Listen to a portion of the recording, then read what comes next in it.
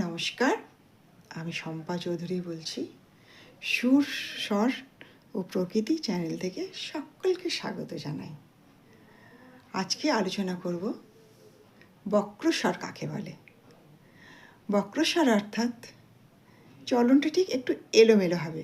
এলোমেলো মানে প্রথমে একটু এগিয়ে যাবে, আবার পেছনে আসবে, আবার একটু এগিয়ে যাবে, আবার একটু পেছনে আসবে। এটাকে বক্রস্বর বলছে। যেমন সা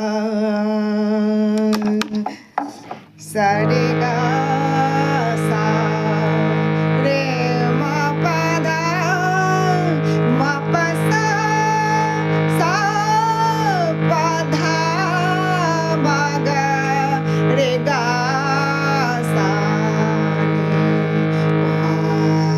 নি সা রে গা সা।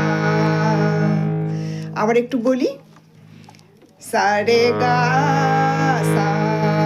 এই যে সা রে গা, গাতে এলাম কিন্তু আমি আবার সাথে ফেরত গেলাম। সা রে গা সা রে মা পা ধা। এই যে রে মা পা ধাতে চলে গেলাম।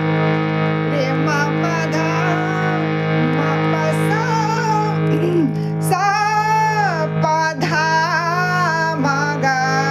এই যে সা পাতে চলে আসলাম, কিন্তু আবার কিন্তু আমি পেছনে চলে গেলাম। সা পা ধা মা গা রে গা সা নি পা নি সা রে গা সা। তাহলে বোঝাতে পারলাম এটাকে বক্রস্বর বলছে। আজকে এই পর্যন্ত। ভিডিওগুলি দেখতে থাকুন।